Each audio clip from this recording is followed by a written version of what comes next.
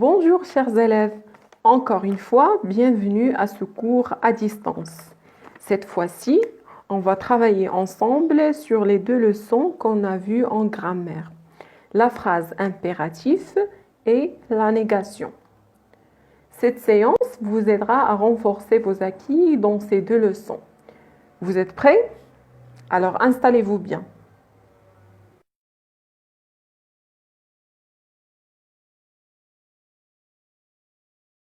Comme d'habitude, on va commencer par un petit rappel.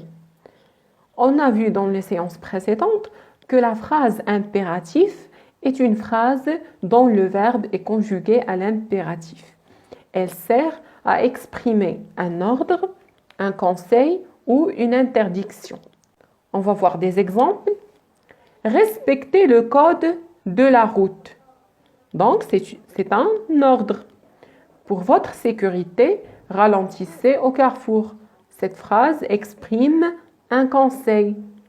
Ne traverse pas en diagonale. C'est une interdiction. Durant cette leçon, on va faire un exercice dans lequel on va transformer une phrase déclarative en phrase impérative. Donc, on va voir un exemple. Tu dois mettre ton casque quand tu circules à vélo. Remarquez, c'est une phrase déclarative. Elle commence par un sujet qui est le pronom personnel tu. On nous demande de faire quoi? On nous demande de mettre le casque.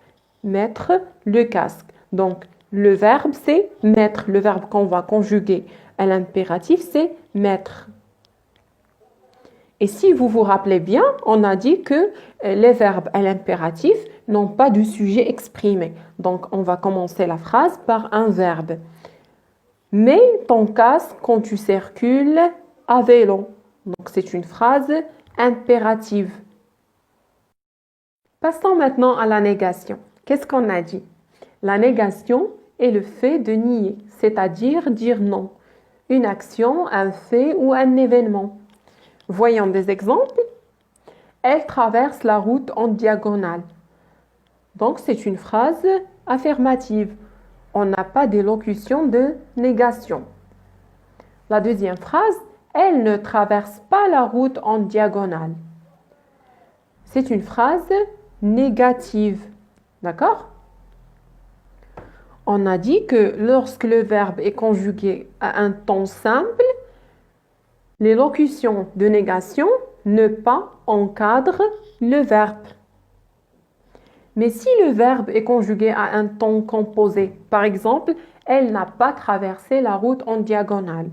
Remarquez que ne pas encadre l'auxiliaire. D'accord? Encadre l'auxiliaire. Faites attention, chers apprenants. Cette règle ne marche pas pour toujours. On a des exceptions qu'on va voir tous ensemble. Par exemple, nous avons vu quelqu'un. À la forme négative, on va dire nous n'avons vu personne. Nous n'avons vu personne. Normalement, on a dit que dans un ton composé, ne pas ou l'élocution de négation encadre l'auxiliaire. Mais cette règle ne marche pas pour cette phrase. On va dire nous n'avons vu personne. Passons au deuxième exemple. Elle a appris plusieurs leçons. Elle a appris plusieurs leçons. À la forme négative, on va dire elle n'a appris aucune leçon. Elle n'a appris aucune leçon. Alors, c'est compris? Alors, passons à d'autres exemples. Maintenant, on va voir des exemples de phrases affirmatives qu'on va transformer en phrases négatives. J'écoute encore de la musique. À la forme négative, je n'écoute plus de musique. Donc, remarquez que le mot encore à la forme affirmative est devenu ne plus à la forme négative. Elle a déjà fait un accident. Elle n'a jamais fait d'accident. Donc, le mot déjà, dans la forme affirmative, est devenu ne jamais à la forme négative. Est-ce que vous avez remarqué que j'ai mis l'article indéfini un en couleur et le D' en couleur? C'est une remarque qu'on va voir par suite. Je vais toujours à Paris. Je ne vais jamais à Paris. J'ai vu quelqu'un. Je n'ai vu personne. Quelqu'un est venu. Personne n'est venu. J'ai vu quelque chose. Je n'ai rien vu. Quelque chose me plaît. Rien ne me plaît. L'agent de police va quelque part. L'agent de police ne va nulle part. Donc, quelque part, à la forme affirmative, est devenu ne nulle part à la forme négative. Et le dernier exemple, j'ai mangé une pomme et une banane. Je n'ai mangé ni pomme ni banane. D'accord? Maintenant, on va faire une remarque.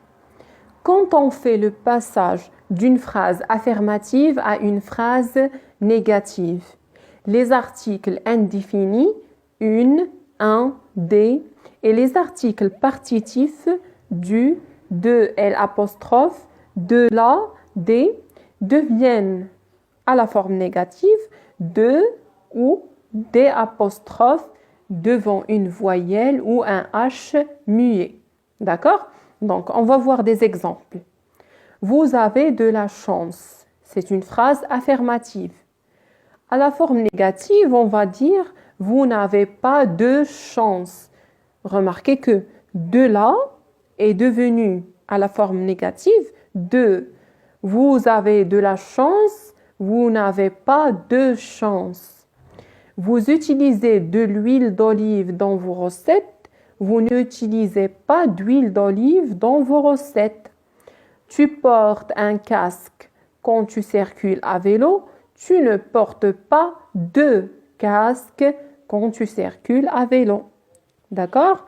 Donc, on va répéter tous ensemble que les articles indéfinis, une, un, des, et les articles partitifs du, de, l'apostrophe, de, la, des, à la forme négative deviennent de ou des apostrophes devant une voyelle ou un H muet.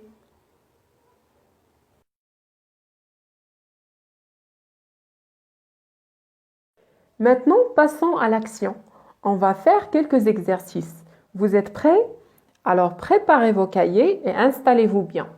Et comme à l'accoutumée, mettez la vidéo en pause à chaque fois que vous voulez répondre à une question. D'accord? La première consigne, réécris les phrases en les mettant à la forme négative. Soukaina aime pédaler doucement. Elles ont déjà circulé à moto. Vous avez trouvé quelqu'un pour vous accompagner à la gare. Chers apprenants, lisez bien les phrases et écrivez-les sur vos cahiers. Puis, mettez-les à la forme négative. Si vous avez terminé, passons maintenant à la correction. Mettons la première phrase à la forme négative. Soukaina aime pédaler doucement. À la forme négative, Soukaina n'aime pas pédaler doucement. La deuxième phrase, elles ont déjà circulé à moto. Elles n'ont jamais circulé à moto. Vous avez trouvé quelqu'un pour vous accompagner à la gare. Vous n'avez trouvé personne pour vous accompagner à la gare. Pour le deuxième exercice, on vous demande de produire 3 phrases pour exprimer la négation. Une phrase avec ne rien, une phrase avec ne personne et une phrase avec ne plus. Prenez votre temps, on a un choix multiple de phrases qu'on peut produire. Moi, j'ai préparé quelques-unes qu'on va lire tous ensemble. Vous pouvez avoir vos propres phrases, d'accord? La première phrase, vous n'avez rien préparé pour le déjeuner. Je n'ai trouvé personne pour m'aider à comprendre le code de la route. Et la dernière phrase, nous ne jouons plus sur la chaussée. La troisième consigne, transforme ces phrases en phrases impératives. Vous traversez la chaussée en restant très attentif. Tu examines l'état des freins avant de sortir le vélo. On mettra notre ceinture de sécurité chaque fois qu'on montera dans une voiture. Comme à l'accoutumée, lisez bien les phrases et écrivez-les sur vos cahiers. Puis transformez-les en phrases impératives. Vous avez terminé? Alors passons à la correction. Vous traversez la chaussée en restant très attentif. Donc c'est une phrase déclarative.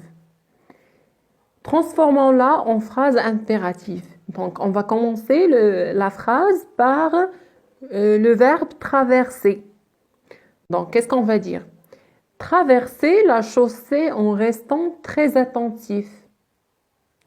La deuxième phrase, tu examines l'état des freins avant de sortir le vélo. À l'impératif, on va dire examine l'état des freins avant de sortir le vélo. Troisième phrase, on mettra notre ceinture de sécurité chaque fois qu'on montera dans une voiture.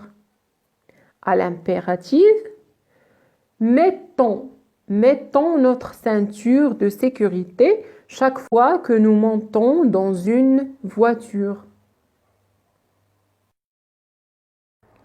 Le dernier exercice, qu'exprime chacune des phrases suivantes. Ne traversez pas ce passage à niveau, le feu est rouge. Deuxième phrase, papa, roule doucement, on a le temps d'arriver à l'heure. Troisième phrase, vous rouliez trop vite, montrez-moi vos papiers.